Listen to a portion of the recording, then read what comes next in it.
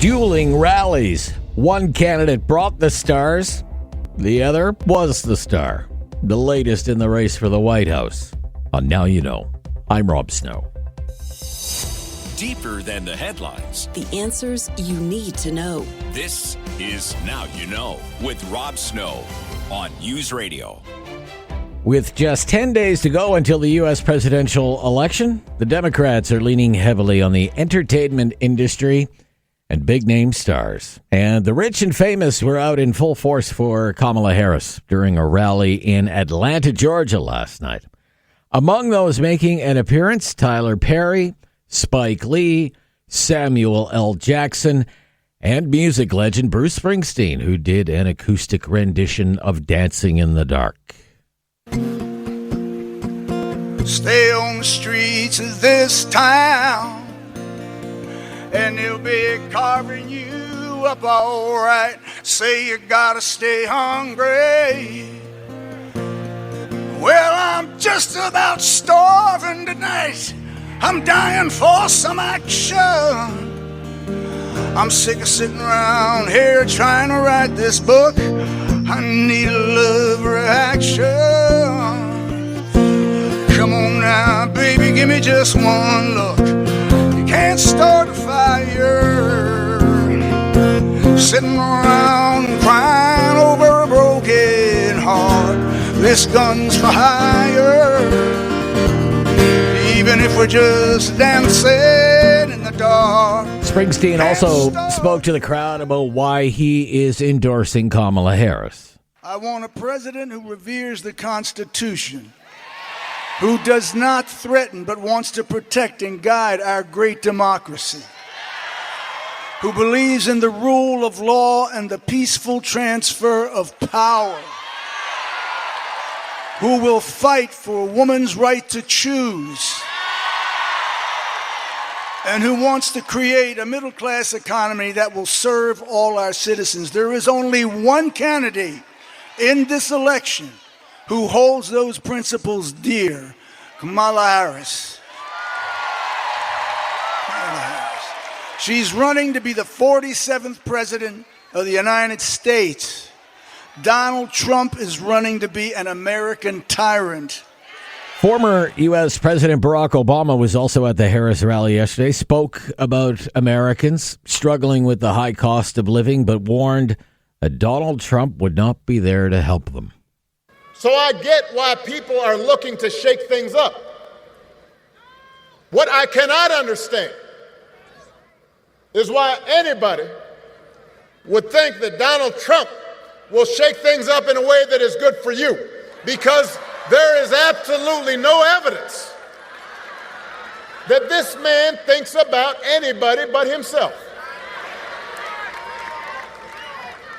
I've said it before.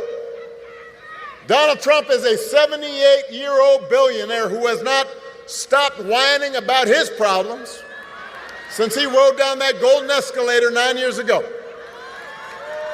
And when he's not complaining, when he's not sending out crazy tweets, he's trying to sell you stuff.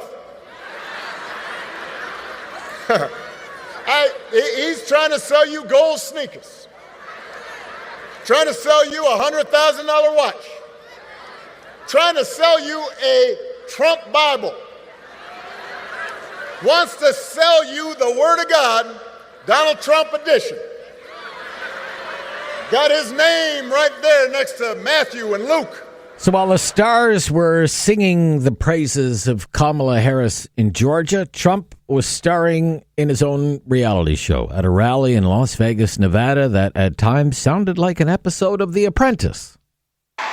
Every problem facing us can be solved, but now the fate of our nation is in your hands because we can't go any longer. We're taking it right up to the edge.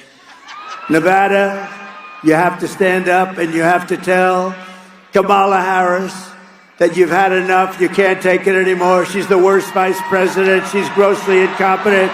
Kamala, you're fired. Get out of here. Fired. Get out. Get the hell out of here. We got to fix our country. We got to fix up our country. It's a nation in decline, Kamala. Get the hell out of here. And something that will be top of mind for Canadian politicians like Prime Minister Justin Trudeau or Ontario Premier Doug Ford. Trump promised again to bring in big tariffs if he's elected president again. In January, we will give our companies the lowest taxes, the lowest energy costs, the lowest regulatory burdens, and free access to the best and biggest market anywhere on the planet, but only if they make their products here in America and hire American workers. Otherwise, they pay just like everybody else.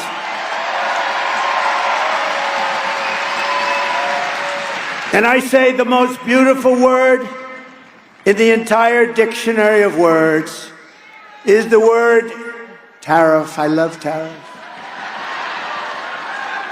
I can make anybody do anything through the use of tariffs. I can keep people out of war. I can keep us out of war. The word tariff is the most beautiful. I think I'll do this just so I don't get myself in trouble. I'm going to say the third most beautiful. Love and religion. And then the word tariff. Then the word tariff. I better do that, right, Vivek? I think I better say love is the most, and religion, they're the number 1, 2. You can switch them back and forth any way you want. This way I've just protected myself. But the third most beautiful word is the word tariff. There's more star power on the way for the Harris campaign. Beyonce will headline a Harris rally in Texas. Meanwhile, Donald Trump is making an appearance on the Joe Rogan Experience, which is Spotify's most listened to podcast. I'm Rob Snow. This is Now You Know, and this is News Radio. You have questions Now You Know with Rob Snow has the answers. on News Radio. Well, he's our expert in communications, political communications, crisis communications, branding, and leadership. Barry McLaughlin is back with us, the president of TLC, Transformational Leadership Consultants. Barry lectures at the Telfer School of Management at the University of Ottawa and at the MBA program at the Shannon School of Business at Cape Breton University. How are you today? Great, Rob. How are you? I'm just great. Lots to talk about. It's been a very busy week, hasn't it? My goodness. Oh, my gosh. Unbelievable. North and south of the border. Yeah, well, let's start north. Yeah. Prime Minister Trudeau. He appears to have emerged unscathed from this week's mini rebellion.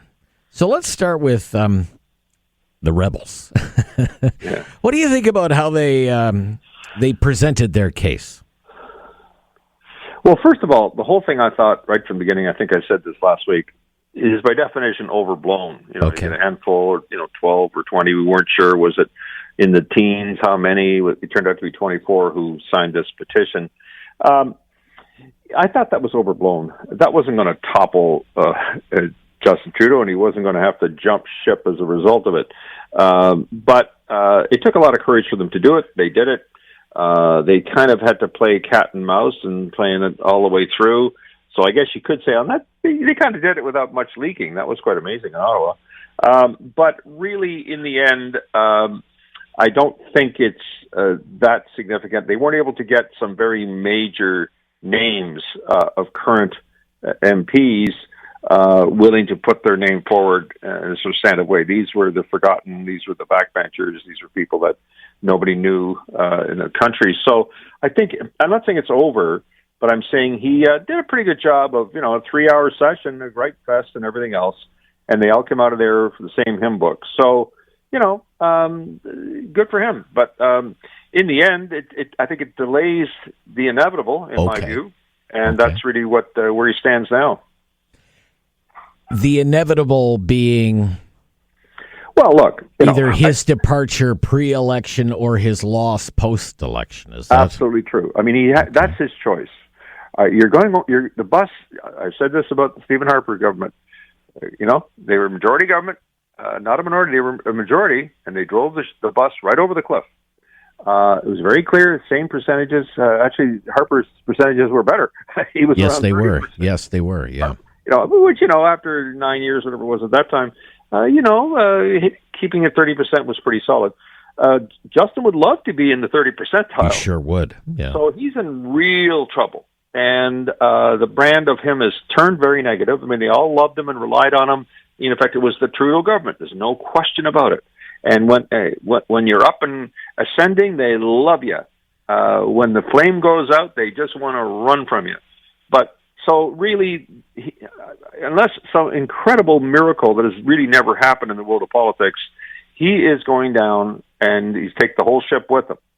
And if he wants to do that, okay, well, he's allowed to. And the Liberal bylaws for the party, the caucus can't take him down. Unlike the Conservatives, they could. So really, it's his. And I think all he's done here is he's closing the window every day to provide a compelling alternative opportunity, which is a leadership race. I mean, I listened to him, and his comeback. I mean, in question period the other day, he even used this line: "The middle class and those working hard to join it." Like you've been saying that for 9 years. Like come on, stale. Nobody wants to hear that anymore. No, that's very stale. And then he reverts to far right. Neo-Nazis, Elon Musk, this kind of stuff, and abortion. And I'm like, when desperate, they press that button. But it's not landing, though, it seems to me. And I just wonder if there's anything new or inspirational that he can deliver that would recapture some of his former glory, because it doesn't seem to be happening right now. Well, he and Mr. Poilievre aren't in the House today, of course. It's Friday, but I just watched question period, and the Liberals, every single one of them, in parliamentary secretaries are responding to questions instead of ministers. Every one of them has the talking points, hammering Pierre Poilievre. Why won't he do the security check? Why won't he? Attacking. So they have really uniformly, they're using the same talking points, have uniformly stepped up attack mode on Pierre Poilievre personally. Go back to when he was a minister, he failed to do this. And so everything has turned very, very hostile on Pierre Poilievre. Right. So that's obviously, I think, a reigniting of something that if they're going to go down, they want to go down fighting. Yeah. And that looks like what they're doing right now. Yeah. But really, when it comes to those kinds of attacks, whether they're in the House or in online ads or television ads, it's probably something they should have been doing 2 years ago when Pierre Poilievre became the leader of the party. Yeah, they made no effort to define him. The Conservatives have always been great at defining, the little Ignacia they did with Stéphane Dion. Yes. And so they're doing that on Mark Carney, very extensively on Mark Carney, who's not any remotely an announced candidate. Any threat they know how to define before they define themselves. That's the rule of politics, right? So, but I don't see, and it'd be late in the game, but right now today I see them trying to define Pierre Poilievre. I think it might be too late. I think the time to do that was, as I say, when he won the leadership. See, you know Poilievre because you follow politics and you're from Ottawa. I know Poilievre because I follow politics and I'm from Ottawa, and he's an Ottawa guy. Yeah. He's been an MP here for 20 years. Mm-hmm. But there's millions of voters out there just kind of know the name. They don't know anything about the guy. There was a chance to tell that story if they wanted to tell their story. You have to define early, and late they'll say what's better than not. True, but it's pretty weak second option. Okay, when we come back, 10 days, Barry. 10 days to go until Election Day in the United States. Next Tuesday. We'll talk about, I want to talk about the Harris campaign. I watch some of these cable news shows, and I think they're panicking in the Harris campaign right now.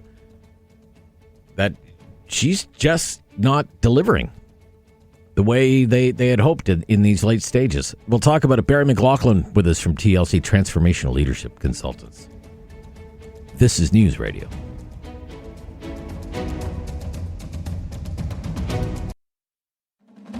No question goes unasked or unanswered. Now you know with Rob Snow returns on News Radio. Back with Barry McLaughlin, the president of TLC Transformational Leadership Consultants. Barry, let's talk about the U.S. presidential election campaign, T-minus 10 days. Kamala Harris did a CNN town hall, and by all accounts didn't perform very well. Even the CNN anchors and the CNN panelists, I mean, pretty pro-Harris, I would say.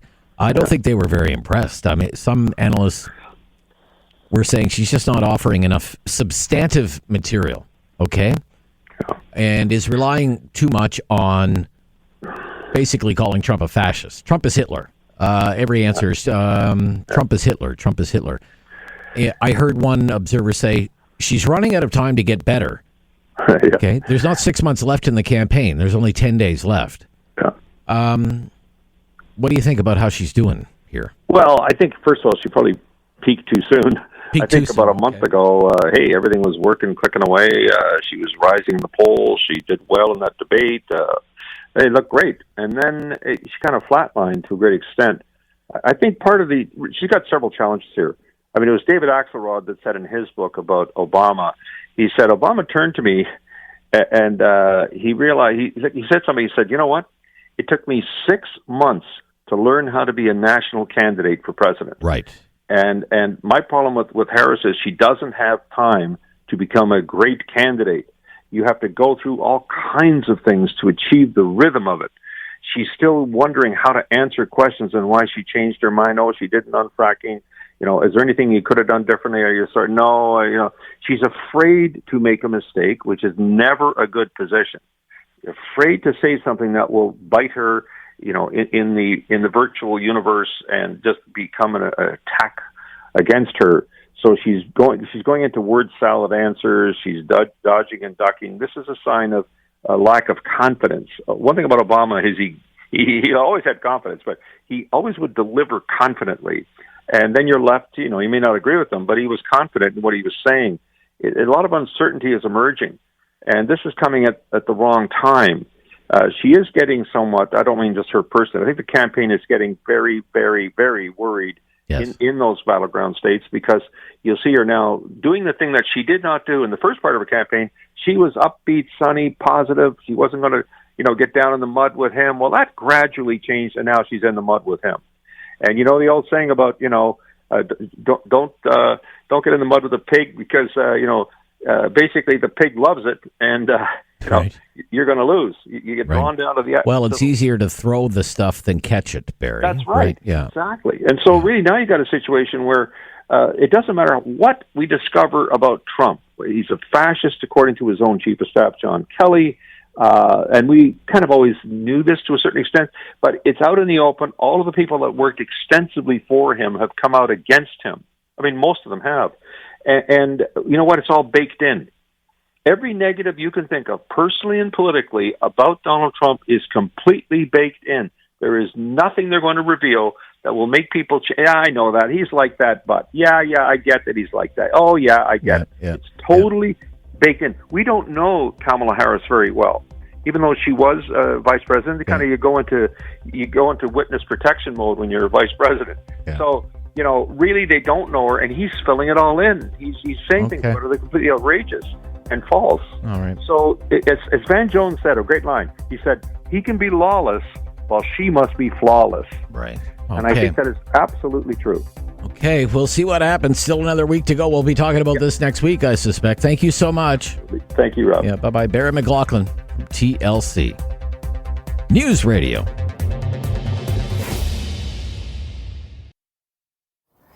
Critical thinking is not dead. Now you know with Rob Snow. Returns on News Radio. Here with Tom Korski, who's been minding Ottawa's business all week long. Tom is the managing editor of Blacklock's Reporter. How you doing? I'm well, thank you, Rob. That's good. That's good. Let's start with Blacklock's coverage this week of committee work that's being done to investigate the origins and wildfire management, forest management surrounding the Jasper wildfire. The committee would like to hear from the former Environment Minister, Catherine McKenna. Catherine McKenna was Justin Trudeau's very first Environment Minister, named the Environment Minister back in 2015. What has been her response to multiple requests to testify at this committee? Well, she said drop dead, metaphorically speaking. Right. She was the Environment Minister Rob, when there were multiple reports, these are a matter of record, it's not a vast right-wing conspiracy, a large number of reports from Parks Canada saying they had a huge fire risk in Jasper National Park. This goes back to 2020, 21, 22, 2023, right up until July 24th, this past July, when there was the disastrous fire that burned a third of the town to the ground and destroyed about 40,000 hectares of forest. What were the warnings?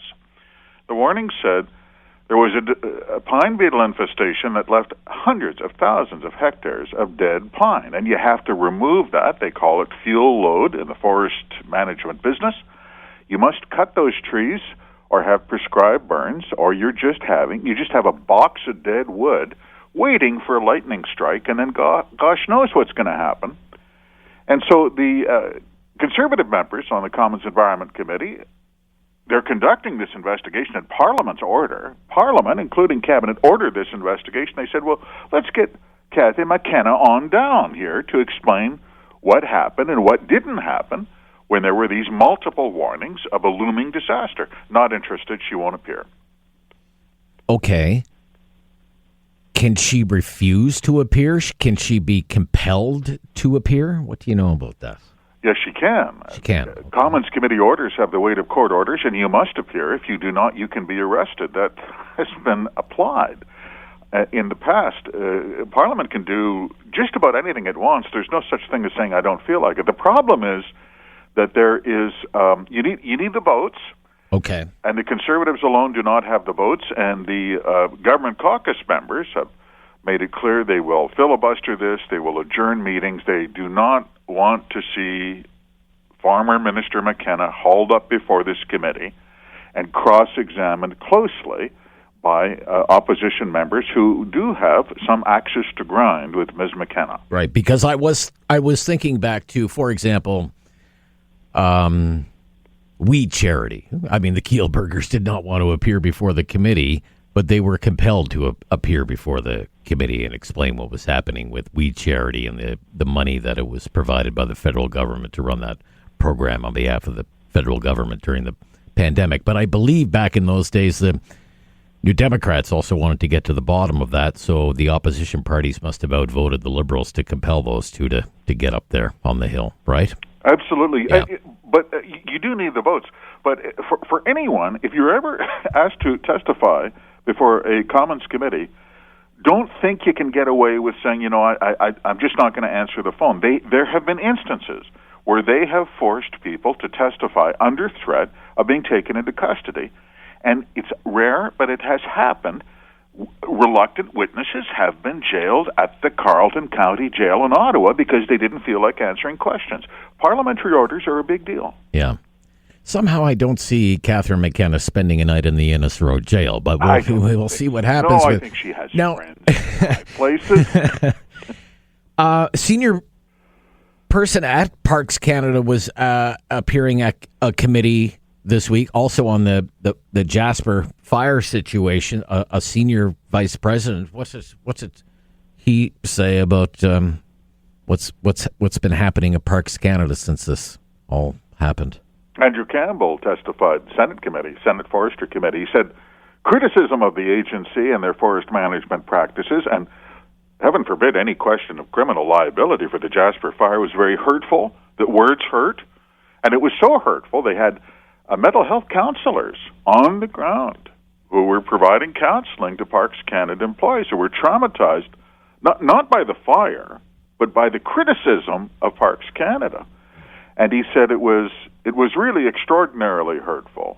And it would be nice if someone could say, just once in a while, would it kill you to say, hey, you guys did a great job, high five? There's not that many people saying that in Alberta because there's a lot of questions about what Parks Canada did not do, and would want to conceal under a general observation that this is all climate change. Told you. They warned us this was all climate change. Hurtful, Rob. Yeah, I would like to know, as someone who follows a lot of the committee work, we know that House business is paralyzed. Nothing is happening in the House because of this question of privilege, because Parliament has requested documents related to the Green Slush Fund, and so far the government has refused to comply with that. And because it's a matter of privilege, it supersedes any other parliamentary business. So nothing is getting done in the House. Nothing for weeks on end. This has gone on now. What's your impression of other committees? Is anything getting done on Arrive Can't? Is anything getting done on Green Slush Fund? Are they getting anywhere with Jasper Wildfire? Or is everything kind of being held up and filibustered these days?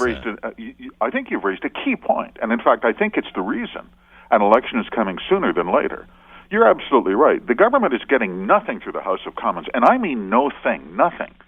But what they are having to put up with is question period, where you get to stand there for an hour every day and have people tell you how you're not really very good at your job, and they have to put up with committees where there are just enough opposition members who are very shrewd operators, and they are digging into documents.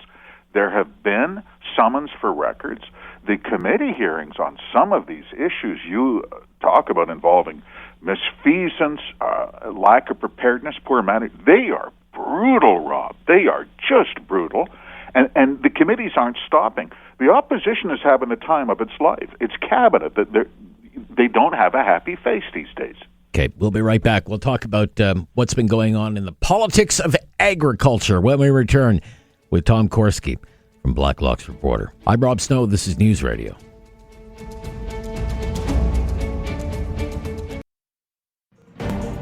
Now you know with Rob Snow continues on News Radio. Back with Tom Korski, managing editor, Blacklock's Reporter, minding Ottawa's business.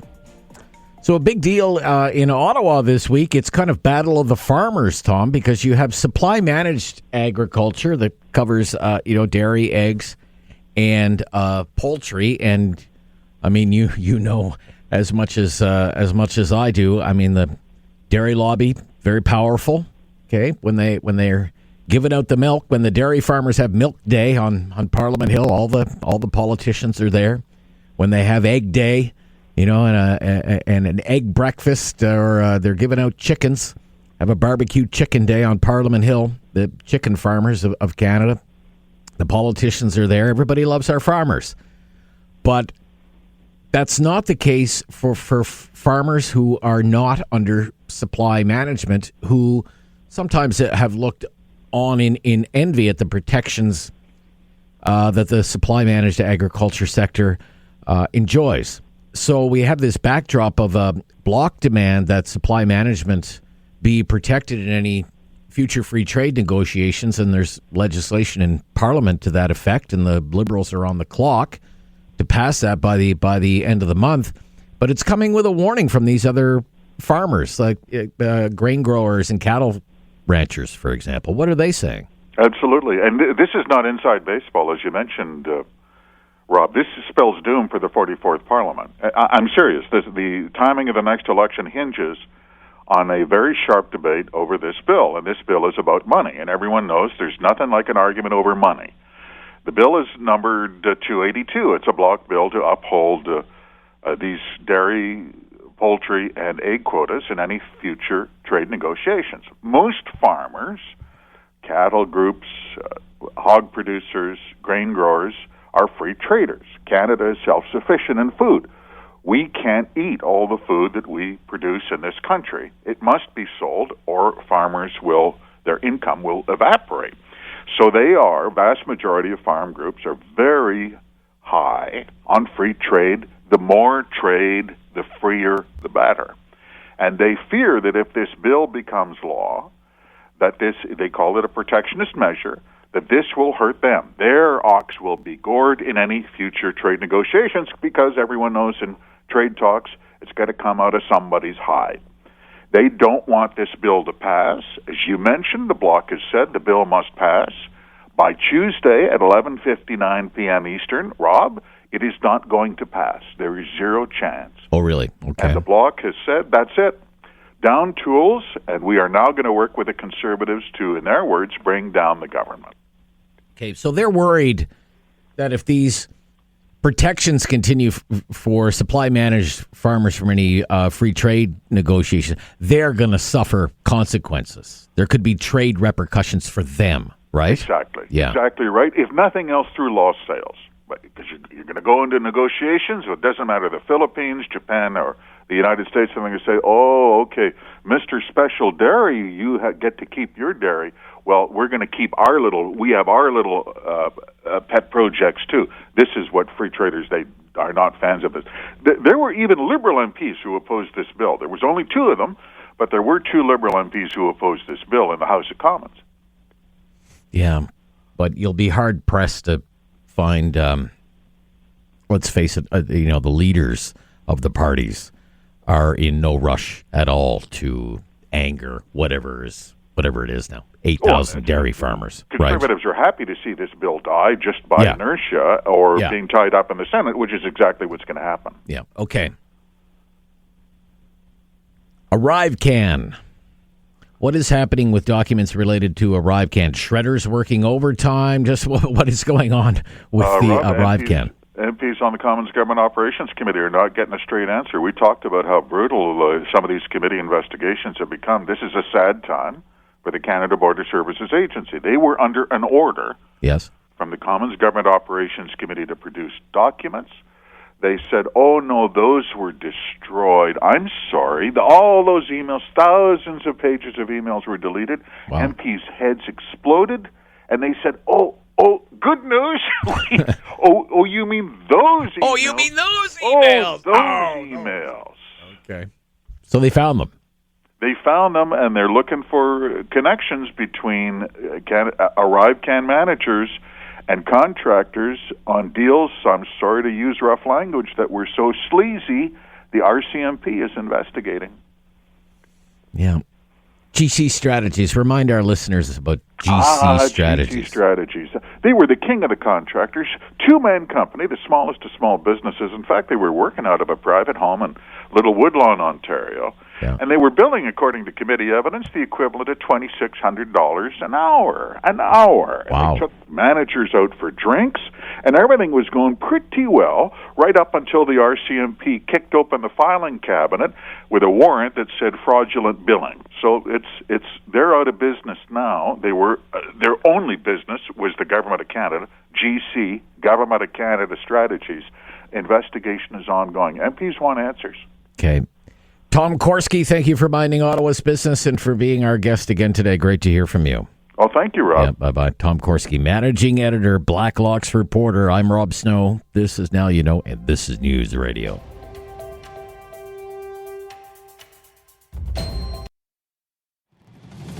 Now You Know with Rob Snow continues on News Radio.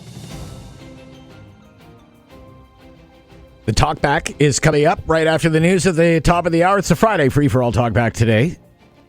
So we're wide open on topics. You take the lead today. If there's something on your mind, a news story you want to comment on, or an issue that you want to raise, we would love to hear from you. 1-833-668-2577. 1-833-668-2577. We have some topics in mind that we would like to talk about, but again, we will follow your lead. If you want to comment on anything that we've covered this week, my gosh, we've talked about a lot of things. Canadian politics, the Liberal Party drama, the Justin Trudeau and his leadership of the Liberal Party, and should he stay or should he go, and Christy Clark, Mark Carney, all of that stuff. You want to comment on any of that. U.S. politics, less than 2 weeks to go now, and too close to call, really, by all accounts. That was a hot topic this week when we did our talk back on U.S. politics. You had a lot of opinions on the state of the race and who you think would be the better American president for the United States, for the world, for Canada. And there was, it was certainly split on this program, although there's a poll today. For some reason, I don't know why pollsters do this poll. They ask Canadians, who would you vote for if you could vote in the U.S. election? And most people would vote for Kamala Harris. Okay, well, who cares? Because Canadians can't vote in the U.S. election unless they're, dual nationals or whatever the case might be. So all of that is coming up. Yesterday we talked about immigration too. That was a hot topic. I wouldn't mind getting back into that one again today, maybe from a different angle. Some of the consequences of yesterday's announcement from the Trudeau Liberals cutting back on the number of permanent residency spaces. But we can get into all of that right after the news at the top of the hour. Now, in Ontario politics, so the legislature is back. The Ontario legislature is called Queen's Park. There's lots of speculation that Doug Ford is going to call an early election. The election in Ontario is not supposed to be until 2026, but it's expected that the election is going to be held next year instead, probably right after the latest Ford government budget sometime next spring, at which time it is widely anticipated that Doug Ford is going to send out what David and I have been calling Dougie Bucks. Everybody's going to get $200 from Doug Ford's government to help with the rising cost of living. And this would cost the Ontario taxpayer some $3 billion. So Premier Ford was asked about this and bike lanes as well. He's not a big fan of bike lanes. At a news conference today where he was making an announcement about trying to get more family doctors in Ontario. But this is how things played out today during Doug Ford's news conference when they threw it out open to questions. So all the medical students get ready. When they ask me about bike lanes, I'm going to hand it over to you guys. Okay? Okay, here we go. Hi, Premier. Jack Howard from the Trillium. Hey, Jack. How are you? Good, thanks. On bike lanes, just kidding. Okay. I did want to ask, I understand this might be a hypothetical question, but if a government were to give all its voters free money and then call an early election, would you call that a bribe? No, not at all. It's just moving the government forward. You know, that's the last thing on my mind, to be very frank. This job entails, with all our ministers and our partners here, to keep moving nonstop. Folks, it's 18 hours a day. Make no mistake about it. You just go. A million things are coming at you. And I just believe in one thing: surrounding myself with the best and the brightest minds there is in their sector. And that's been my philosophy in business. It's my philosophy in politics. And we're just going to keep moving the province forward in the right direction. I'm blessed to have the best people anywhere in the world living here in Ontario and supporting the program. We're working all together. Just a coincidence. Just a coincidence. Everybody might get $200 in their bank account weeks before an election. Talk back coming up right after the news. This is News Radio.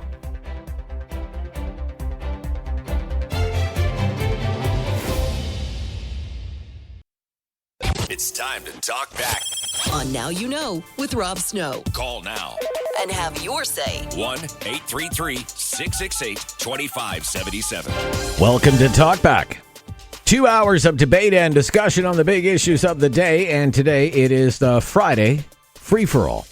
Our favorite hour of the week around here. We don't come up with the topics during the Friday Free-for-All. We've been doing that all week. So today it is your turn. And we will follow your lead. What do you want to talk about? What is on your mind? Is there a story that was in the news this week that you want to comment on, or an issue that you feel you need to raise, need some attention? Feel free to bring it up here. Whatever it happens to be, something big, small, anything in between, we will give it an airing, and we'll do our best to follow along. Phone line's open right now, 1-833-668-2577. 1-833-668-2577. 2577, and if you've never called us before, just mention that to Andrea, standing by to screen your call, and we'll make your call a priority. Let's go to Brian in Calgary, line 1. Hello, Brian. Yeah, I was listening to you. Thanks for taking my call, Rob. You're welcome. I was listening to your discussion on immigration, and I'm going to come at this from a different perspective because we were arguing in a policy debate when I was involved in the Reform Party many, many years ago, and this would be 92, 93, about immigration. And somebody made a bet with me that I couldn't pass the citizenship test. So what I do? I wrote the citizenship test. You took the test, you mean? I took the test, and in those days you had the long form and the short form, and I intentionally took the long form of the test. Right. again, it's random. So you had to study the whole book. At the time, you had to study the whole book because you didn't know which questions you were going to get because each person got a different test. So I wrote that test and learned at the same time about what people got, had to go through, the hoops they had to jump through to get here. So I took it from the point of, let's say I had been declared a permanent resident, okay? I took the test from that point, and then I went through the process and went and swore my affirmation of citizenship because I was already a citizen, but they still gave me a certificate. I went to the citizenship ceremony, the Harry Hayes building. Right. So you basically faked being an immigrant? Well, they knew what I was. I got permission to reaffirm my citizenship. Okay, all right. I got my local MP, Diana Blonsey, at the time, got the permission for me to go through the ceremony and go through the whole process. Okay. All right. And what struck me, I was in a room with 117 people who took their Canadian citizenship that day. And what struck me was the sacrifice that each and every one of those people had to make to get here and to get to that point. Because it's not easy to pack up and move from another place to come here. Yeah. The other thing that struck me was there was probably 60 countries represented in that 117 people. Wow. And the other thing that struck me was here was 117 people that had solutions to problems that we have and now available to us. Right. Okay. I guess what I'm trying to say is, having gone through the process, sort of halfway through the process, to me, immigration is not the problem. It's the way the system was set up. I think that there's a lot, in my case, I was lucky. I'm a citizen already, and it made me realize just how lucky I am to wake up every day in this country. So, I guess that's the point I'm trying to make, is having gone through the process, I have an appreciation for what people coming here have to go through in order to make it happen. Brian, very good comment, Brian. Thank you. Yeah, okay, great to hear from you. Thanks for taking the time to call us on the Friday Free for All. Let's go to Michael, line 2, also in Calgary today. Hi, Michael. Hi, how are you today? I'm good, Michael. Thank you. What's on your mind? Good. I think it was earlier this week or last week. My apologies if I got the wrong date. You guys were discussing about the interest rates coming down. Is that true? Well, Wednesday, the Bank of Canada cut interest rates on Wednesday, yeah? Yeah. And so, we hear on the radio all this analysis and all these people talking. Yeah. But I had an old realtor 20 years ago tell me, he says, Michael, if you wait around the election times, you'll notice that they always drop the interest rates. So the current government of the time looks like they're actually doing something. Okay. All right. So, and at the time, he actually brought up some stuff and showed me, and I saw him 10 years later, and he actually tracked it and showed me on the internet where he was right. Right. So it was just kind of as much as they want to do their analysis and, talk about this and talk about that, but the current government's got to look like they're doing something. So just my thought. Right. But do you think, no, let me, before you skedaddle there, do you think there's like a political angle to this? This is like a politically motivated interest rate cut to help the Liberals or something? Well, I'm not sure about all that, but I know that, I've noticed that everything is more expensive and interest rates are dropping, and it is U.S. elections coming up, and next year we have the Canadian one if we make it that far. Right. So again, I've been paying a little more attention to it because I almost lost my house last year, and so now I'm going to look at buying another one. Okay. And I'm going to time it for, kind of between the U.S. and the Canadian election with any luck. Okay, well, the U.S. election's 10 days from now. So. Yeah, well, sorry, between that one and the next one. So I'm always looking and keeping an eye out. But, yeah. Well, I mean, I think if you're the Bank of Canada, I mean, you could justify a rate cut, right? Inflation was 8%, so you had to raise the interest rates, and now inflation's back down to 1.6%, and the economy is slowing down, and the unemployment rate is tracking up. So you could see why the Bank of Canada would cut interest rates, right? Yeah, very true. Yeah. I've seen a lot more lease signs out there, but seen a lot more what? Sorry, lease signs out there, and right, okay, yeah, out in industrial areas and stuff. But I've also in what I'm doing, only had two places that were kind of hurting in Alberta. Everybody else was thriving and busy, and not a lot of time to talk. Interesting. So, yeah, I'm actually on boots on the ground, so to speak, and I'm out there and seeing things and talking to people, and so I don't necessarily. Now, again, this is just Calgary that I'm in. Yeah. But I see there's a lot of thriving people too. Okay, very good, Michael. Good to hear from you. Thank you very much. Yeah, thank Have a you. great Thank day. you. Now, yeah, you've got your finger on something there. I think there are a number of people who are thinking along those lines that, there's a link between the interest rates and the politics of the day, and it does look. I mean, if you're an unpopular government like the Liberals are, I mean, it's better politically for the Liberals to have interest rates going down than interest rates going up. Let's face it, especially in a minority government and that could see Parliament fall at any time. Okay, we'll be right back. Friday, free-for-all talk back. We'd love to hear from you on just about any topic that's out there. What's on your mind? Give us a call. 1-833-668-2577. This is News Radio.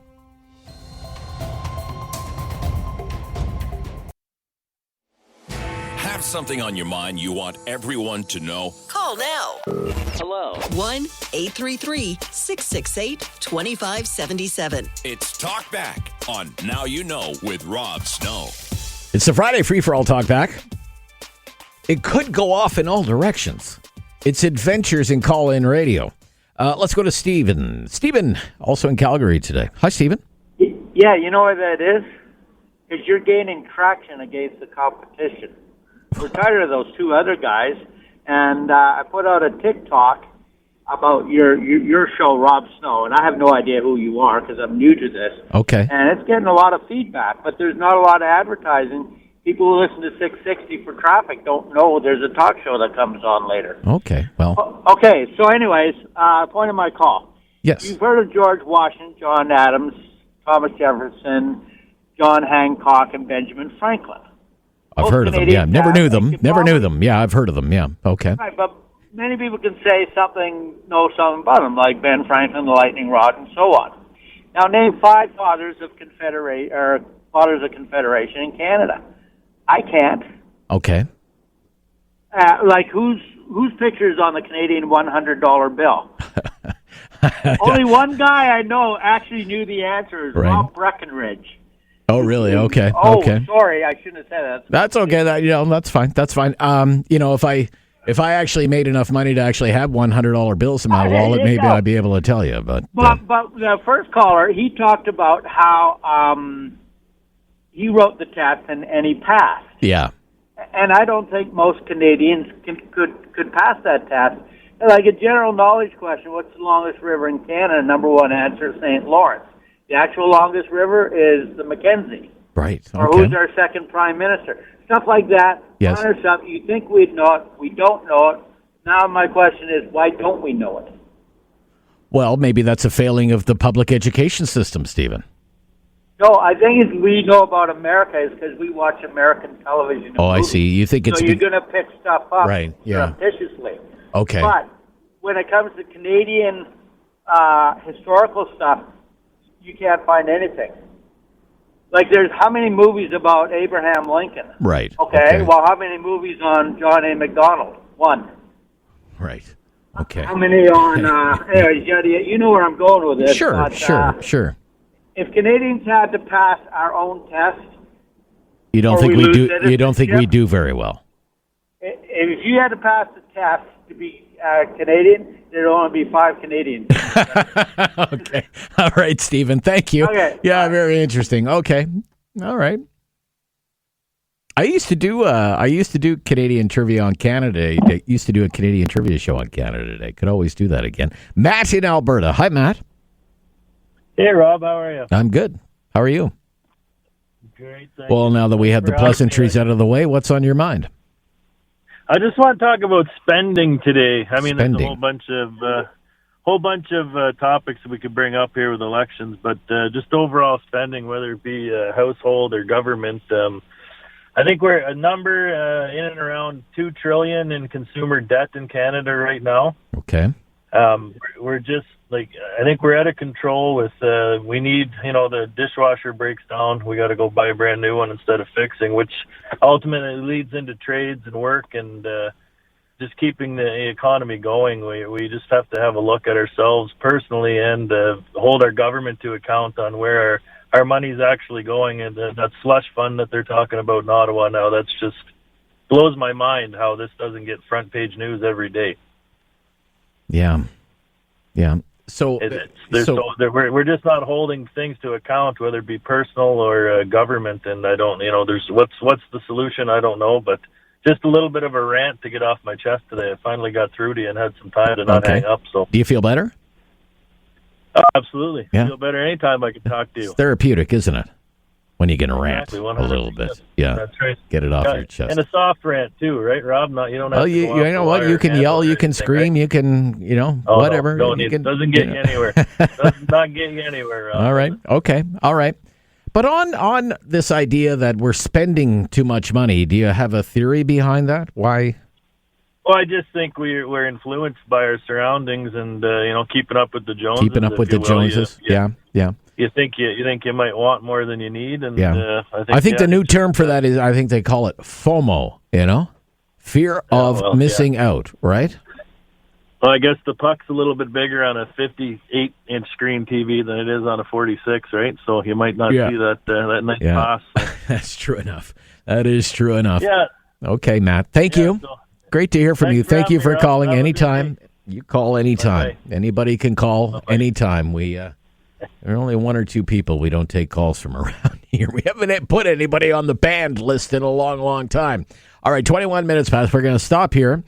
Hang on the line. We'll get you on before the bottom of the hour. Jay in Kitchener wants to talk about baseball. I guess that's the World Series. We'll talk about that as well. Blake on immigration. Ola on immigration and housing. Yeah, immigration was a hot issue.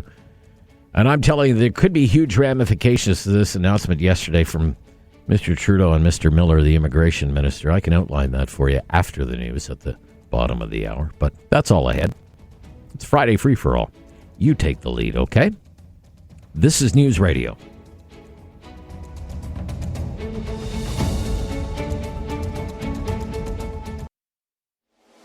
Have something on your mind you want everyone to know? Call now. Hello. 1-833-668-2577. It's Talk Back on Now You Know with Rob Snow. Jay in Kitchener, you're on the Friday Free For All Talk Back. What's on your mind, Jay? Sir, I just want to thank you. With all the interesting events we're going through, at this time I would rather just kind of shut everything down and enjoy a World Series like we haven't had since 1981, and just hope the best for a good future. I want to thank you for being the calming voice you are. You remind me of Vin Scully. Oh, really? Come on now. Now, Jay, when it comes to the World Series, are you cheering for any particular team? I mean, this is a classic matchup, right? It's the Yankees and the Dodgers, for crying out loud. I am a Blue Jay fan and was named after the Blue Jays. Oh, you were? Okay. Isn't that interesting? Okay. And the thing is, I mean, I'm also a Leaf fan. I'm sorry. I just enjoy the purity of sports and also the purity of talk radio. Oh, that's because nice. I'm blind as well as in a wheelchair. I see. I got sick of the baby from the whooping cough needle. It I see. Made me appreciate talk radio for a whole different reason. Well, that's very interesting, Jay. I'll tell you what, I kind of lose interest in baseball if the Jays have a bad season. So I haven't really followed the baseball very much At this least season. not the White Sox this year. Right. I was kind of saddened to learn because the Dodgers are in the World Series, but Fernando Valenzuela passed away the other day. Yes, he did. And, they were talking about him last night. He actually pitched 147 pitches in the last game he pitched. Well, he was an amazing pitcher. He was so exciting to watch. I remember watching him when I was growing up as a young man, and the way the eyes to the sky, and yeah, he was a real character. It's too bad he didn't get to see the Dodgers in the World Series this time. Look, Jay, I thank you for your call and your very kind words. And all the best to you, sir. You make it a privilege to listen to the radio. Well, thank you. You're very kind of you to say. Very kind of you. Blake, first-time caller on immigration. Hi, Blake. Hello, Rob. How you doing? Good, thank you. What's on your mind? Thank you. Thank you for taking my call. I've listened to you for quite a while, actually. I've never gotten through myself, but immigration, we need immigrants in this country. Yes, we do. That's how our country has been growing.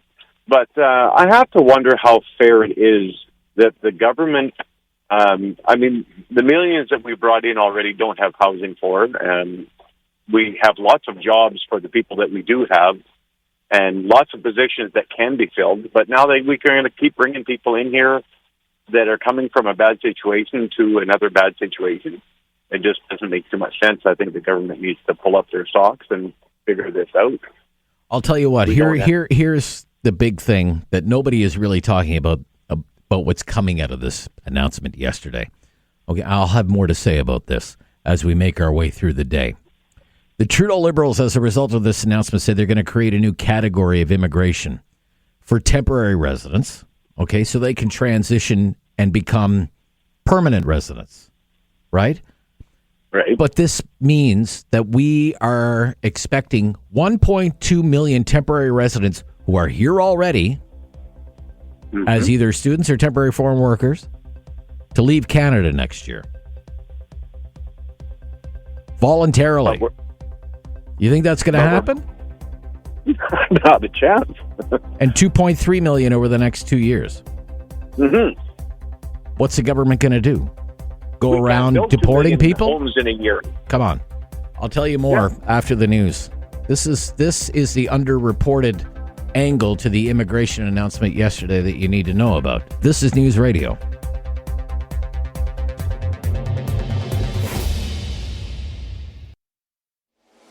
Have something on your mind you want everyone to know? Call now. Hello. 1-833-668-2577. It's Talk Back on Now You Know with Rob Snow. Friday free-for-all talk back. So wide open on topics, but let me revisit the issue of immigration. We had a very thoughtful discussion yesterday about immigration. I quite enjoyed the conversation. Really want to thank everyone who called in and shared your stories, your experiences of navigating Canada's immigration system. Gosh, took calls from people who came to Canada from all over the world. Brazil, lots of former Yugoslavia, the former Soviet Union, caller from Argentina, India, Bangladesh, Australia, Malaysia, the UK, and probably a few more countries that even escape me now. It was like our own little UN General Assembly yesterday. It was quite informative. So thank you to everyone who took part in that conversation. That announcement from Mr. Trudeau yesterday making international news. It's kind of being reported as Trudeau's big climb down on immigration. It's mostly reported as Justin Trudeau backtracks on immigration policy failure. And you could see it that way. You could totally see it as an admission of failure from Mr. Trudeau. Of course, Mr. Trudeau never admits failure. He never says sorry unless it's for something somebody else did 100 years ago. But on the immigration story, I would suggest you pay attention to this part of it. Okay? It's very important. As part of this plan to reduce the number of permanent residency spaces, the Liberals are going to create a new category of immigration for temporary residents to transition to permanent residency, which sounds all well and good if people are here on student visas and they're studying and they're getting an education and they want to make a life here and build a career here and a family, all the better. Sounds great. But this plan, as announced by Mr. Trudeau and Mr. Miller yesterday, runs on the assumption that 1.2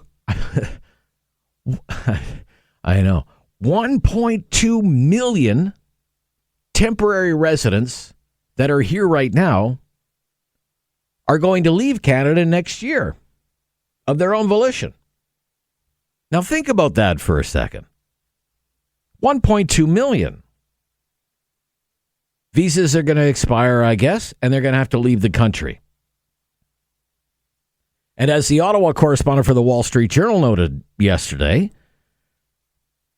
the Liberals are expecting that over the next 2 years, 2025, 2026, 2.3 million temporary visa holders will leave the country. All on their own. I would ask you, do you think that's going to happen? Honestly, what do you think is going to happen? What do you think is going to happen? You think all those people who are here temporarily are just going to pick up and leave? Can you even imagine a scenario that sees the Canadian government, I don't know, rounding up people and deporting them? I mean, that's not going to happen. I could say a lot more about this, but I would just say pay attention to that. It could be a huge headache for the country. Ola in Waterloo. Thanks for calling, Ola. Hi there. Hello, Mr. Snow. Yes. Good to talk to you. Good to talk to you. I'm a first-time caller. I appreciate that. Thank you, and I apologize for my voice. I'm having a little cold, so it may not be so clear. That's okay, sir. That's okay. Yeah, thank you. Wanted to talk about housing and immigration, but the point you just raised now, I'd really like to appreciate you for bringing this point out. It's a very good one for all of us to take note. And it brings out the point that we should always pay attention when our government, are taking actions and are taking decisions like this. It's unfortunate that all of this is, and all of this, voicing out is coming out after the government has taken, decisions or made pronunciations about immigration. So thank you again for bringing the last point you raised. Quite welcome. Yep. We will all be watching out for it. So back quickly to the point. It's still on housing. So I think when the government started with the issues of housing, there are 2 points. There's a point of houses not being enough, and then there's the point of houses being expensive. I think the bigger challenge we had was that it's not that the houses are not enough. The bigger problem was that the houses is expensive. And I did this on my own. I just walked down the streets, went into, some of the high rises, the condos we have. Okay. And I asked 5 of them, 5 consecutive condos. Out of those 5, there is only one that had occupancy up to 65%. So, and I would implore that everyone can do this, walk into most of those high capacity buildings and ask them what their occupancies are. So if on just one street, 5 of them have vacant 30-40% rooms, it means we really don't, the part of houses being scarce is really not the priority. What is happening is that the houses are there, but people cannot afford it. Right. But the government did not push this. Instead, they pushed, hey, we have housing shortage. Of course, because they want to build 3 million homes, and then the 3 million homes, only God knows who they're going to give the contracts to build the 3 million homes and all of that. But that aside, okay, that point has been made. Now, the next thing, yes, we have a housing problem. Who do we blame for it? And then they went to the immigrants. So my issue with this is that it's also, again, not so prudent of the government. They did not do a thorough job to look at it and I'm telling you for a fact, because I'm an immigrant. I'm here. I came in on PR. I'm actually just 2 years in the country. And I can tell you that for every immigrant that comes into Canada, legally, whether it's PR or students, the average investment that brings them here is 50,000 Canadian dollars. I did it. Okay. Right? Okay. Yes. So every immigrant that comes in, I'm talking of the legal ones, PR, students, and all of those ones. Yeah. Right. So you can imagine the benefits that the immigrants are bringing into this country if you multiply the. So you think if there is some relief on the price side of the housing market, that maybe some of these immigration related issues will ease? Ola, is that what you're saying? The point I'm trying to make is I really doubt that we really have housing shortage. Okay. We don't have housing shortage, right? It's a pricing, in your opinion, it's a pricing problem. It's a price. Yeah, people cannot afford the houses. So, for example, but if it's supply and demand, Ola, why are the prices so high? So that's where the government needs to look at it. The government's regulation is part of what the government should do. But I think the government is a bit reluctant to regulate because, again, they will be coming back to hit the big shot real estate guys that are their cronies. But I don't know. But maybe the case has been made that demand is just outstripping supply. It's outpacing supply. We have a scenario where you have 1.8 million people. 1.8 million people came to the country in 1 year, Ola. Yeah, I know. 1.8 million. Yeah, I know. Imagine the pressure that would put on a housing market. Yes. Right? Okay. Yes, Look, Okay. One final point, and then we'll have to wrap it up. Go ahead. Yes, thank you. So my suggestion or my opinion to the government would be bold, right? Regulate for the next 2 years. This 2-bedroom, 3-bedroom in this area should not be more than this, while the government builds the 1 million, 2 million homes. Okay. Right? All right. I'm not down with that. I'm not down with that. No, the government's the price controls from the government. No, I'm not with you on that, Ola. I'm not. Yeah, I'm with you on a lot of your points, but not that one. We have to stop here. I'm Rob Snow. It's the Friday Free for All Talk Back. We will follow your lead, and we won't always agree, but we'll enjoy the conversation, won't we? 1-833-668-2577. This is News Radio.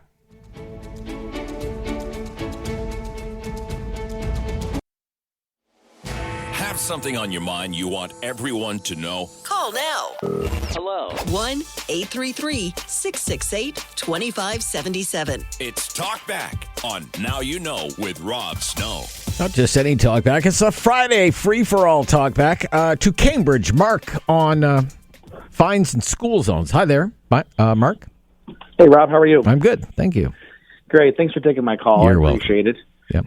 I heard you talking earlier on the radio, and I just wanted to expand on a conversation you had from a caller with respect to these photo radar and fines in these areas. Yeah. And I agree to a point that yes, they're a cash grab, but they're a cash grab if they're not managed properly. And unfortunately, that seems to be what happens in politics. We throw out something that's going to appease the public, and we don't manage it. So what I mean by that is just imagine if we had these photo traps and we actually manage them, meaning we take that data, we analyze the data from either monthly or quarterly, and we realize from there how many people are repeat offenders. Right. And maybe that's a matter of those people getting a letter in the mail, or with all that revenue we're collecting, maybe it's an officer stopping by when they're patrolling that area and knocking on the door and saying, hey, we're realizing this, what can we do about it? And then if you take it even further, just imagine taking that data and you're practically gift wrapping it to the police station and saying, here, during the weekdays in these areas, this is a specific weekday, and this is a specific hour where we have high infractions. Now the police know where to be and when to be to curb that situation. Now that, to me, is a great ROI on my tax dollars. Okay. I'll just share with you an anecdote. There's a speed camera on my way to the radio station. Okay. Yeah. On this 2-lane residential road where I believe the speed limit should be 70, but it's 50. Okay. Yeah. But I don't get to pick and choose what the speed limits are. And I get home. This is, a month and a half ago or so. I get home, check my mailbox, and there are 4 tickets in there from the city of Ottawa. And they got me 4 times at the same intersection. And pretty hefty fines. I was coming in the morning during the morning rush hour, and my wife was livid. Okay, and I argued I'm just going the speed of the traffic. Okay, 50 zone, and they got me going 65, 66, 60. Big fines, like in excess of $100 each one of them. Wow. And But I drove by. I don't come into the radio. Most of the time I broadcast from my home studio. I came into the radio station the last 3 days and drove by that same intersection at 50 kilometers an hour. And you know what the speed of the traffic was? 50 kilometers an hour, which told me, we've all gotten the same ticket in the mail. Yep. Right? Yep. Yeah. It really slowed down. It was amazing. Well, there was actually an article in our local newspaper here, the Ottawa Citizen, the other day, that the camera that busted me is the second most lucrative speed camera in the entire city. And it made, I think for last year, it made like something, I think they put 21,000 tickets out. 21,000. Well, again, I mean, the speed limits are there what they are, and I agree with you. I'm the same. That's my same argument. I'm going with the flow of traffic. Yeah. And I think each situation is a little different. If you're in the main area of the arteries or traffic, that's one issue.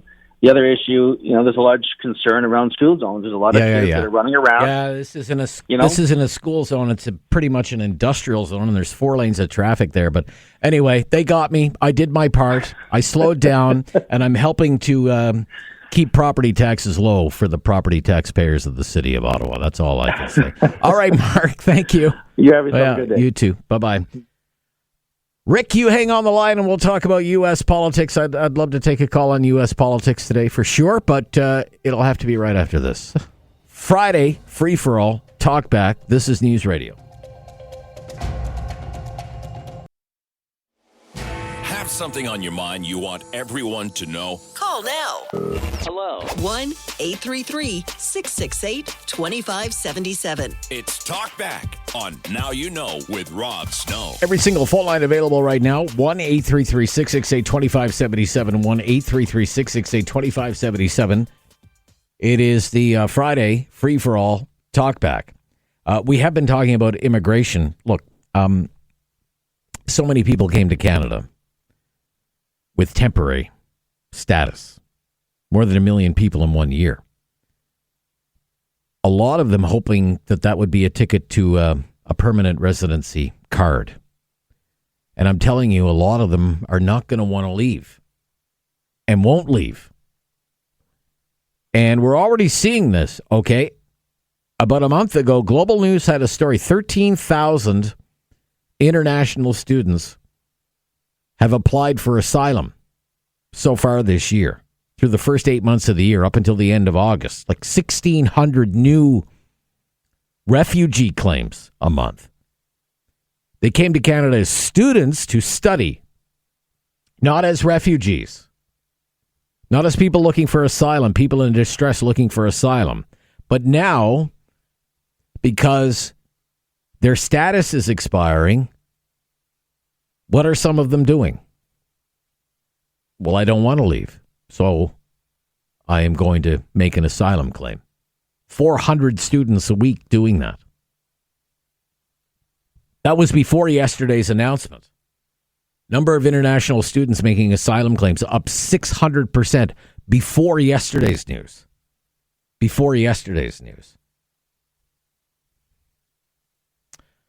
Rick in Halifax. Hi, Rick. Hi, how you doing? I'm good, Rick. Thank you. What's up? I just wanted to touch on disinformation campaigns in the U.S. election. And in 2020, we had the Russia collusion hoax, which Donald Trump was totally exonerated on. And then about 20 minutes ago or less, I hear on your news station how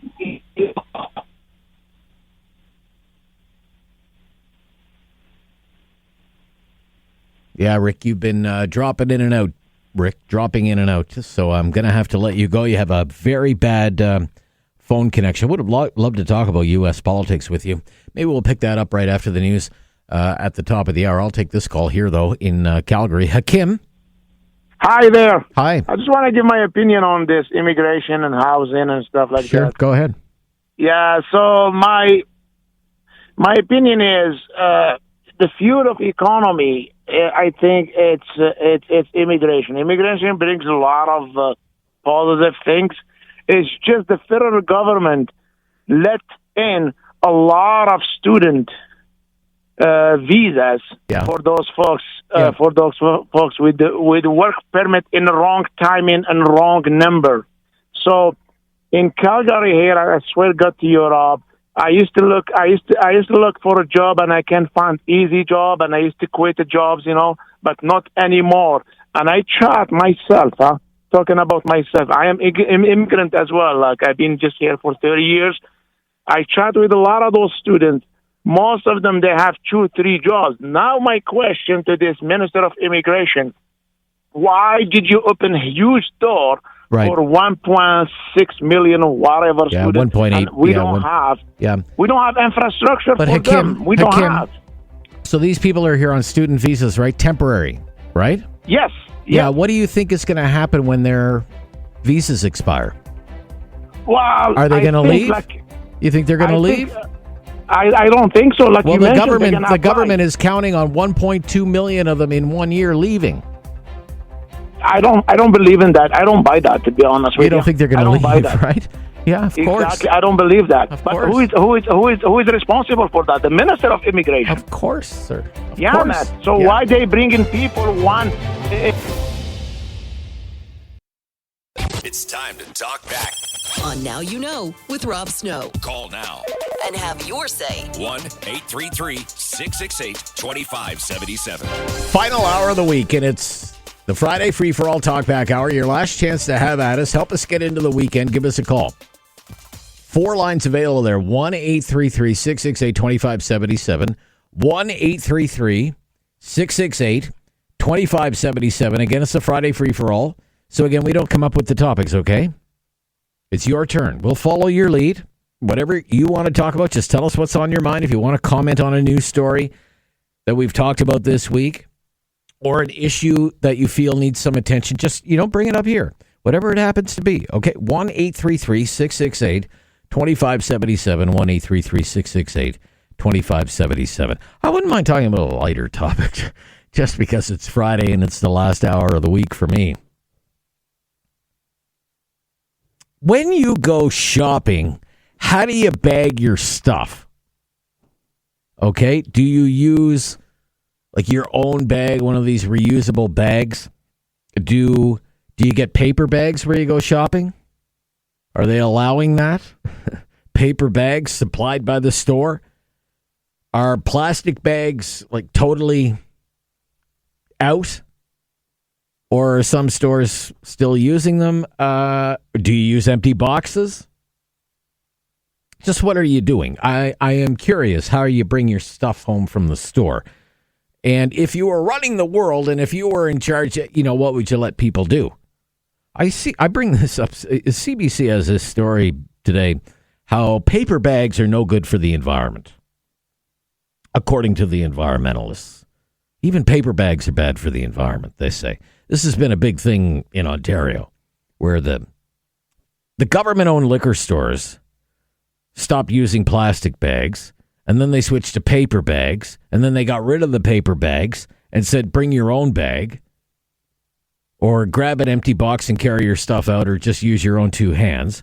And then I guess Doug Ford was hearing about it, the Premier of Ontario, and he ordered the Liquor Control Board to bring back paper bags, and now they're bringing back paper bags.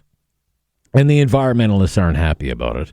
I guess there's something about these paper bags that makes them difficult to recycle, energy intensive, releases greenhouse gases, global warming, everything else. I'm just curious. I mean, how are you, this is very frustrating for me. I'm not supposed to sweat the small stuff, but this is just one of those, and it's an annoyance. I mean, in Nova Scotia, for example, I see you've had a plastic bag ban for 4 years. How's that going for you? How's that working for you? When I was growing up in Nova Scotia, our home, along with just about every other home, had a stash of Sobeys bags. That's what they called them, Sobeys bags. Even if the plastic bags weren't from Sobeys, they still called them Sobeys bags. Hey, Ma, grab me a Sobeys bag. I know Alberta loves to pick fights with Ottawa, and that's what it's been doing with the Trudeau Liberals on any number of things, including the ban on single-use plastics. The Trudeau Liberals, they banned all these single-use plastics, checkout bags, plastic cutlery and the food packaging, plastic straws, stir sticks, drink containers. And there was even a court battle over this because the Trudeau Liberals said plastic is toxic. They just label all plastic as toxic. The court said, no, that's too vague. And it told the government, we'll give you a stay, come up with some new rules. But I didn't know there was a big problem with paper bags. Paper bags? I can understand plastic bags, bad for the environment, take forever to break down. Paper bag? I didn't think paper bags were a big deal. At our place, I don't know how many of these reusable cloth bags we have at our place. Cloth bags are like taking over a whole room in our house now. We have dozens of them scattered around the house. And as time goes on, we seem to accumulate more and more of these cloth bags. I don't know. These cloth bags, what is to become of these cloth bags when we're dead and gone? They're probably as bad, if not worse, as the plastic bags. I would just love to be able to use... why can't I have a paper bag and live guilt-free about it? Right? Why can't we have nice things? Is it this government's intent to just intrude on every single last aspect of my life, right down to how I carry out my groceries and how I shovel food into my mouth? I mean, is that where we are now? 1-833-668-2577. Okay, I've had my rant for the week. Kelly in Calgary, thank you for calling, Kelly. Hi, Kelly. How are you? Oh, I feel better now that I've gotten that off my chest, Kelly. Thank you for being patient. I just wanted to let you know that earlier you were mentioning about the students coming in, and this other gentleman named Kim was saying, back then we were able to get a job and then we can choose. And what right now what's happening is adding to what Kim is saying is that people are in Toronto, and I'm telling you, in Toronto or God knows somewhere else, they're hiring these students for $5. So if you're paying $15 for they're hiring them in the hall, in the event halls and all that stuff, in restaurants, $5-6 that they're paying cash. And in one room, they're staying like 10 people in that one room. Right. So this is becoming, is there not? So they're being, you think they're being exploited? Yeah, like how come nobody's going and seeing this? How come people know and they're not saying anything? Well, given the enormity of the issue and the volume of people, we're talking more than 1 million people are here temporarily, right? Yeah, yeah. How do you ever even police something like that? How is the Minister of Immigration not knowing and seeing that these are not only Kim was saying that gentleman that he can't get in a job? It's because people in the industry are even worse because the business people are hiring them for $5-6. So you say there are businesses that are hiring international students. They're paying them under the table. Then is what you're saying, right? Right, and that's why they're not Cash hiring money. us. So when there's a short of jobs, I have children that are in the 80s. I can't get a job for them. Yeah, I can't. They were born and raised here, and I can't get a job for them. Yeah. Absolutely not. My children here and the 18-year-olds do not have a job. Ask everything. It's very hard to get them. A simple McDonald's job, a simple Starbucks. Okay. Thank you, Kelly. Because you're welcome. Yeah, got to take your call on that. We'll be right back. I'm Rob Snow. It's News Radio Friday, Free for All. Talk back.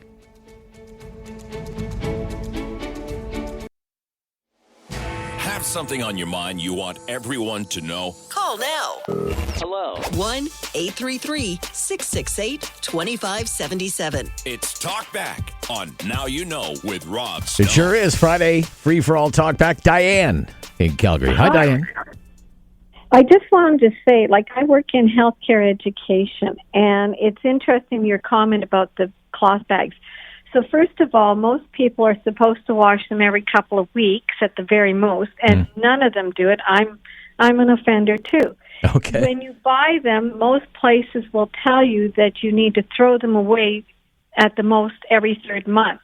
And really? It's because we buy products like meat or dairy or whatever that can get onto them, and then it becomes a bacteria problem, and that's where and the next time you put in lettuce or vegetables or fruit, and then it gets onto that, and it makes people sick. Yeah. And now it's interesting, but a scientific study not too long ago came out and said that the cloth bags will take approximately 6 to 7 years to degrade or break down, where the companies that make the plastic bags now will have them degrade. They're so thin, they're so degradable, they will break down in under a year. So I like the paper bags. I use the paper bag more than I use cloth. A lot of times, like Bathworks or whatever, places will put their products when you buy into paper bags, and I will put those in the car. And then when I go somewhere and I need a bag, so a lot of times I just grab them. Okay. And so I'm like you. We need to stop fooling around here. It's like, I'm sorry, but the lithium battery for the e-vehicles, where are they going to put them? They don't even have a way of breaking them down. Well, there are already businesses that, I've mentioned this to people. There are businesses that say they are going to be in the business of recycling those batteries. Yeah, is that kind of like Calgary's city that says they're going to charge us, they're charging us for the green bins because they're going to recycle everything that's in there, and they sort through it, and it all ends up in the landfill anyhow. Right. Okay. Well, I'm just telling you. I mean, I know that there are businesses that say we're going to make big money recycling these lithium-ion batteries. Well, let's hope they do, because right now it's not something that's actually out there doing it. And I just wish I could use a paper bag and not have an environmentalist make me feel guilty about it. I'm tired of feeling guilty about anything. It's gotten to the point that we can't do anything. We have no freedoms at all. So all right. I use them, but have a really good weekend, and I love your show. Well, thank you, Diane. Very kind of you. On the U.S. election, Shane in Red Deer. Hello, Shane. Hey, Rob. How you doing? Good. Thank you, Shane. Good. I apologize before I get to this because I'm opening the Pandora's box, obviously, bringing up the dreaded Trump word. That's okay. But I've been following the election very closely in the States, and I don't understand. There doesn't seem to be a single commenter on the radio, on TV, or anyone that claims to even pretend to know why Trump has a following or why he's in this thing. 75 million Americans can't be wrong, okay? They can't be totally wrong about this choice. I think Kamala is a terrible choice. She was to the left of Bernie Sanders. She ran for the nomination of the Democratic Party, didn't win a single. In fact, she was the first one out because she just saw the writing on the wall. She's flip-flopped on everything. I mean, I listened to a show before I got on with you, and it was 3 people from across the country there, and all 3 of them said they're horrified, they don't understand. And right. Can I give you my theory? I'm sure. This is my latest theory. Okay? When I listen to Kamala Harris, I think she's having some of the same issues that Justin Trudeau and the Liberals are having right now. Is Trump a blowhard? Sure. Is he offensive? He can be offensive. Is he boorish? Yes. But when you actually take some time to listen to some of what he is pitching, he touches on all the hot issues that Americans say matter to them right now. And what are those issues? The border, illegal immigration, crime, law and order, bringing back good-paying jobs, pocketbook issues, inflation, and the cost of living. Look, this is hardly rocket science. It's barely political science. Kamala Harris gets asked about these things, like on the CNN town hall, and she looks like a deer caught in the headlights. Yeah. Right? And spends too much time looking for the right answer. As Barry McLaughlin, my good friend, told me, she's afraid of having the wrong answer that will be used against her on social media. So her de facto answer too many times is Trump is a fascist. Trump is the end of democracy. Trump is Hitler. Right.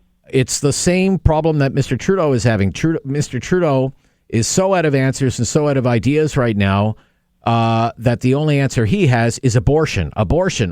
Pierre Poilievre. Oh, abortion. Right. This is why I think if it's going Trump's way, that's why I think it's going Trump's way. They're running a better campaign because their campaign is more about the issues that are important to Americans right now. Yeah, it's on the border. It's, there's like a Cloward-Piven strategy where they're just letting everyone in over the border, and it has caused crime. There are families losing, loved ones. There's no doubt about that, and it's just,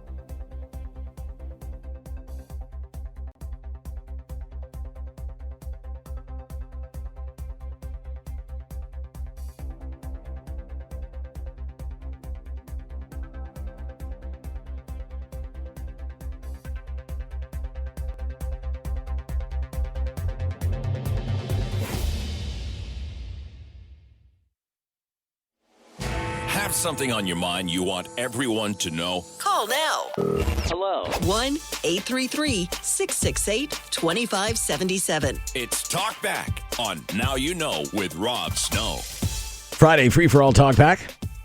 So we follow your lead. It can go off in all directions. It can be wild and crazy sometimes. Ralph wants to talk about healthcare. Hi, Ralph. Hi. I want to give a positive spin on our health care in Alberta. Okay. Now, back in August, well, before I even say that, my wife suffers from atrial fibrillation and had a stroke. Oh, okay. Okay? Yep. So, back in August, she did as she normally does. She goes to her Aquasize, came home, complained that, she felt her heart was coming out of her throat. And I said, okay, maybe you overdid it with the Aquasize. I'll give it some time. So that's around 4:30, 5 o'clock.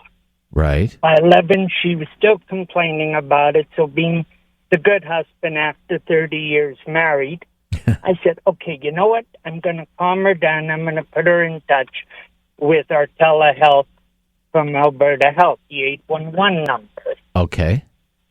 Well, they're talking to her, the nurse talking to me, talking to her for about 30 minutes, doing 2 blood pressure readings. And she says, Ralph, I want you to take her right now to an urgent care center. Wow. Didn't dawn on me. But I said, well, they're closed now. The only ones that are open are the 3 major hospitals. Said to my wife, get dressed, we're going. I get dressed. Didn't even think of taking any food with me because I knew when you go to ER, you're going to be there a couple hours. Yeah. Maybe I should grab Don't make any other eat. plans. Yeah. Okay. Okay? Yeah. So we get to the ER. We leave our house about 12:30, arrive 12:55, 1 a.m. I told the ER admitting person, hey, we called 811. They said, bring her here. This is the info we gave them. This is what they told me. Says, I don't need to see that. Let me get a BP reading on her. Then right away, let me get her in. Grabs a wheelchair, puts her in a wheelchair. Minutes later, they put her on a gurney and she's getting an ECG.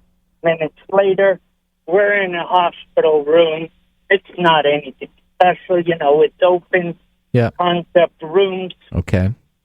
But over the next couple hours, we were treated like kings and queens. Oh, that's good. Okay. That is a rare story these days in Canadian healthcare, Ralph, that's for sure. Here's the thing, Rob. Yeah, okay. Here is the whole thing. When my wife had to go to washroom, I said to the nurse, hey, nurse, please, can I get some help? I need these IV tubes, whatever, disconnected so she can go to the washroom, etc. I use the word please. I use the word thank you. Within 2 to 5 minutes, a nurse is over, disconnecting. 1 or 2 says, take the long stick that holds the bag with her, goes in the washroom, comes out, gets back in the bed, nurse comes over, checks, reconnects. But I use the words please and thank you every single time. Now, this is the worst time in your life. Yes. When you're in the ER. Yes. But I still treated them with extreme respect. Very good. Another man who is a couple cubicles over, whatever you want to call it, Yeah. he's saying, can I get some damn help here? Can I this? Can you this? Oh, yes. I've seen that myself, it took sir. him up to 10 minutes sometimes to get the help. Right. The difference being I treated her with the nurses with honey. Of course. When the aide came in and said, can I bring you tea or whatever? Yeah, okay. My wife would rather have coffee, but they don't want her to have that. Understood. And he says, what do you drink? I said, well, 3 in the morning, I'd rather get a Coke to give me some life again. Right. He goes, we don't have that here, but let me see what I can do. 10 minutes later, he returns with her tea. What's in my cup? A can of Coke and a cup. Good for you, Ralph. He says, yeah. winks his eye, he says, came out of the nurse's fridge, no one's going to care. The thing is, he doesn't have to take care of me. Yeah. He only needs to take care of the patient. Yes, yeah. A couple hours later, the girl says, I remember you parked in the ER parking. You need to move because they're going to start checking lights. Right. Blah, blah, blah. Yeah. Okay, look, Ralph, we're just a bit tight on time, and I want to take some other calls here. But I think that's a great message, sir, that you've passed along today. Treat them with respect. Treat them with respect. Yes, absolutely. You're You can imagine the stress that they're better. under in the healthcare system these days, right? Yeah. Okay. I'm going to go, Ralph. Thank you. Thank you for your call, sir. I'm glad everything worked out in the end. Sean in Calgary. Hi, Sean. Hey, Rob. How you doing today? I'm good, Sean. Thank you. Almost quitting time. Almost the weekend. Thank you. Yeah, that's nice. I imagine you're looking forward to it. I am. I am a first-time caller, and I I appreciate just wanted to say that,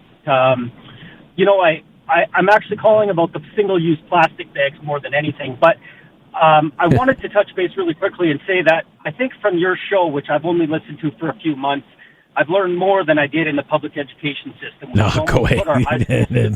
You're We crazy. should put our high school students on your show. No, and don't say that. My gosh, don't say that. Well, I feel I have. But Okay. I appreciate your show a lot.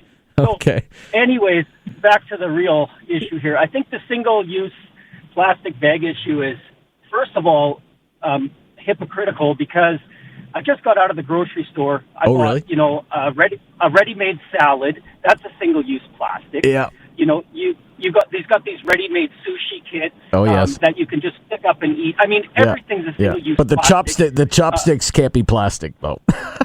No, exactly. You can't use a plastic straw. Right.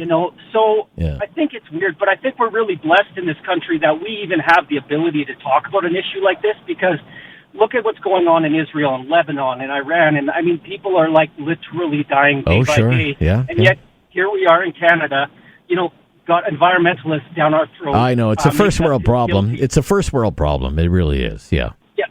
We're really blessed. Yeah. Yeah. Anyway, so I think it's just a hypocritical thing that they say, can't use a plastic bag at your checkout, but at the same time, all the products you purchase are filled with plastic. It just doesn't make any sense to me at all. Yeah. I So don't you know wanted the also solution to that. talk about gun control. What did you have on your mind there? Okay, well, what I wanted to say, and I'm going to just say a disclaimer really quickly because I don't want to take drunk driving as something light. I lost my daughter to a drunk driver, so I know all about how the dangers are. But I seen something on the internet today that said, you know how to stop drunk drivers from killing sober drivers? And it said, don't let the sober drivers drive. And, of course, that's ludicrous, but that's exactly what they're doing with the gun control. And I think the reason that in my mind, that it's coming up on my mind right now in Canada, it's pretty much hunting season across the provinces. Yeah. Everybody's going to fill their freezers, try to produce some healthy meat that they can actually afford for their families. And here we got $67 million, I think, from a buyback gun program that nobody knows where that money is spent. And I'm not even sure if you can figure out why $67 million was spent when one gun hasn't been purchased. I know, it's crazy. Yeah. And I can't even spend $100 on my debit card without my wife wondering what I bought. and yet $67 million goes missing, and we don't even know if the buyback program is going to work. But I just find that they're penalizing us who are lawful, hunting, lawful abiding gun owners, and now they're penalizing us by spending $67 million of taxpayer money that seems to have went towards nothing. And if they've already spent $67 million and have done nothing, I can't imagine what the cost would be when they actually try to buy back these guns or even get these guns out of people's homes. And what is the gun problem in the country right now? Well, I mean, Right. I don't personally... Well, a crime is, but I don't think Like, do you think people who are involved in gangs and other organized criminals who are getting, guns smuggled from the United States, are they going to be part of this gun buyback program? not a chance. Right. And if you're any smart of a criminal, you're not going to use a gun that's registered to you.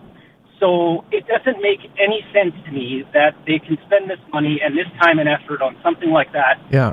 Which will Like when there are drive-by shootings, in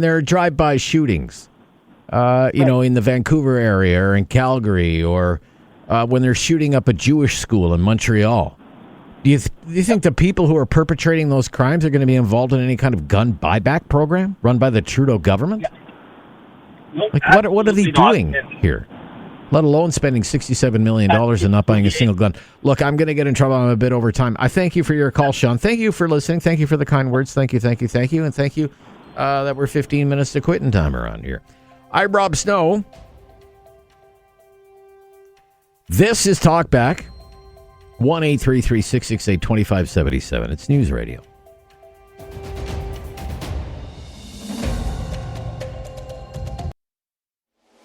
Have something on your mind you want everyone to know? Call now. Hello. 1-833-668-2577. It's Talkback on Now You Know with Rob Snow. I want you to listen to Mr. Trudeau yesterday. He was with Mark Miller, his immigration minister. The topic was immigration and, announcing the reduction in permanent residency spaces for the next 3 years. Reduction of some 24% over 3 years. So then he threw it out to questions. It was an opportunity for members of the press gallery to ask Mr. Trudeau questions. And the first question wasn't about immigration. It was all about the Liberal mini revolt that didn't go anywhere. And essentially the question was, look, if some of your own MPs don't think you're fit to lead the party, what makes you think you're fit to lead the country anymore? And shouldn't you consider stepping aside? And this is what Mr. Trudeau said. The Right Honourable Prime Minister. No, that's The not Leader of the Opposition is about That's to get not it, up one Andrew. more time in this House. No, the one from yesterday. Conservative Party of That's it, Canada, yeah. we have robust conversations within our ranks about the best way to move forward. I have a hard time believing that all Conservative MPs are fully supportive of having had one of their members get an all-expenses paid trip down to Florida for an extreme right-wing anti-abortion church. I have a hard time believing that all Conservative MPs are fine with a member of their front bench dining with neo-Nazis over the past years. I have a really hard time believing that all Conservative members are perfectly fine with their leader politicizing issues around national security, but refusing to get a security clearance to be able to actually deal with foreign interference. In the Liberal Party, we talk amongst ourselves. Oh, yeah. We Right. share our Okay, perspectives. that's We're enough. open. At least quite enough of that. His capacity to stretch the truth, isn't it something to behold at times? Is it not something to behold at times? Liberals have robust conversations, he says. Please. Do you think they have robust conversations in Liberal caucus meetings about the carbon tax? Do you think they're allowed to? And whether there should be a carbon tax anymore? You think they're talking about that with Mr. Trudeau? Do you think that they really do have robust conversations about abortion? I can tell you they don't, because they're not allowed to. It is very well documented that this whole Liberal government is run out of one office, his office, the Prime Minister's office. And we have had how many reports now and books written about how many MPs felt as though the Prime Minister didn't even know their name. How many cabinet ministers have expressed frustration about how they couldn't even get a meeting with the Prime Minister? This idea that this meeting that happened this week is, everyone around the campfire telling stories about the good old days is stuff and nonsense. And is this really all that they have? Is this really all that the Prime Minister has now? Nazis and abortion? Nazis and abortion? Scaremongering about abortion? They've been there 9 years. Look, they have been there 9 years. Is this really all they have left? Scaremongering on the most divisive issue in the country? Here's the cold, hard truth on laws in this country about abortion. There's still no law. Just as there was no law under Harper, Martin, Chrétien. The last Prime Minister to try to legislate on abortion was Mulroney. It was a piece of legislation that ended in a tie in the Senate and the defeat of that particular bill.